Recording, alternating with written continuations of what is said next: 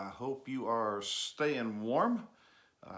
The decision was made because of the weather to not have our assembly this morning, so thought I would get this posted for our February 14th. So happy Valentine's Day to everyone.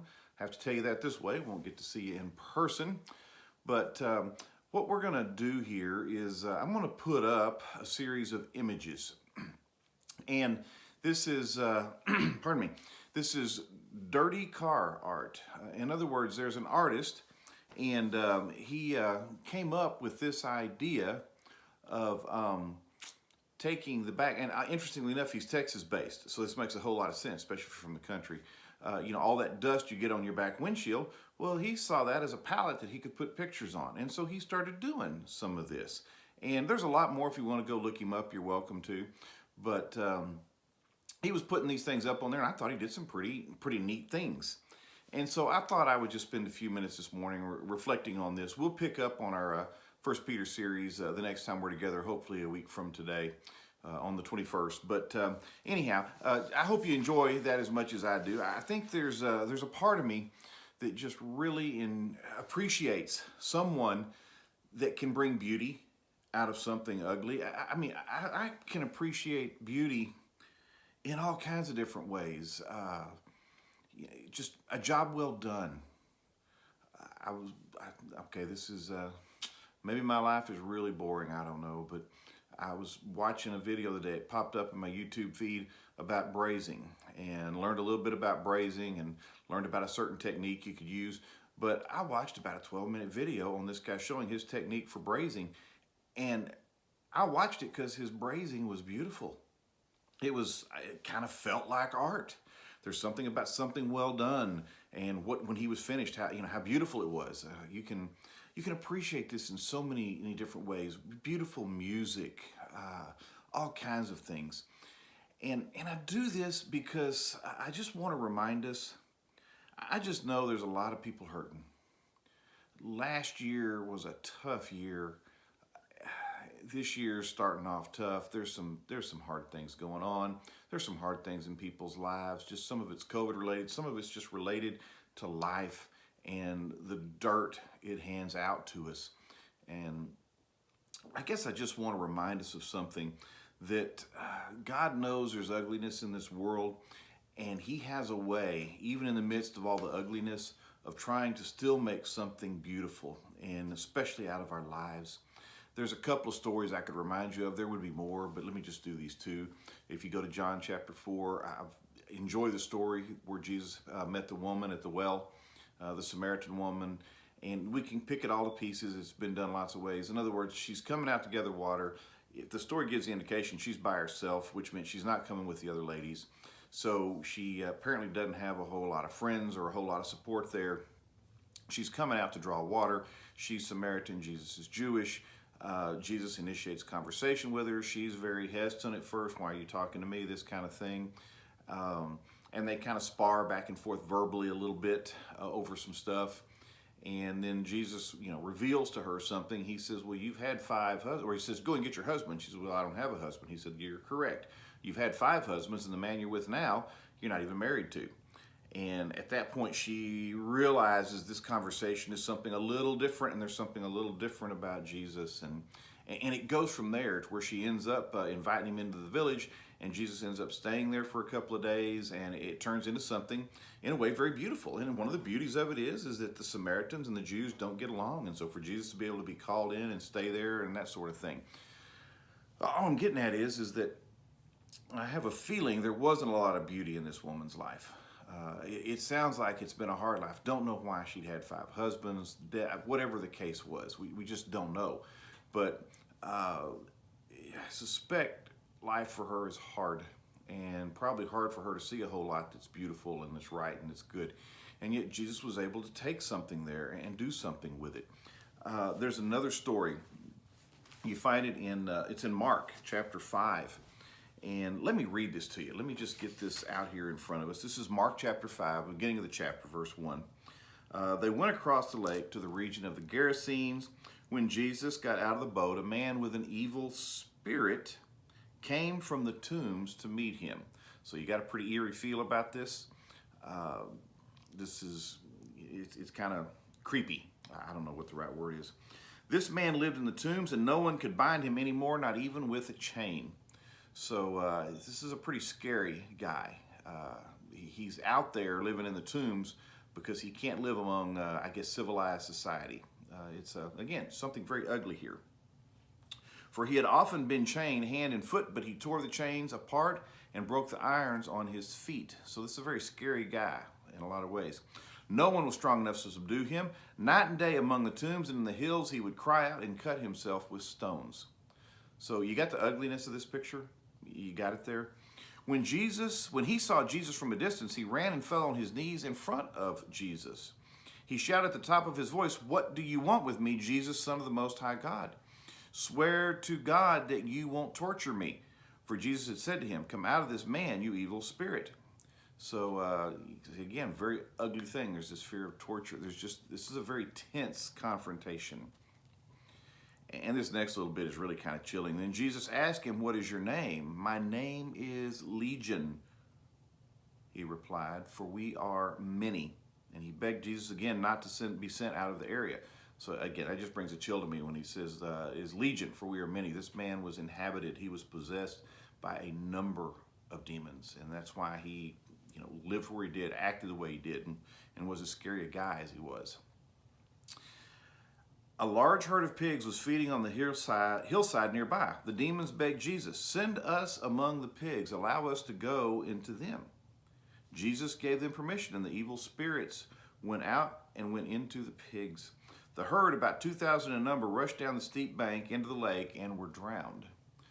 So, those tending the pigs ran off and reported this in the town and countryside, and the people went out to see what had happened.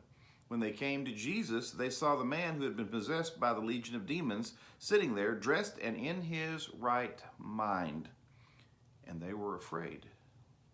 Again, there's just a lot of fear here. What's going on? They're afraid of this guy. The pigs have died. There's just a lot here that's scary.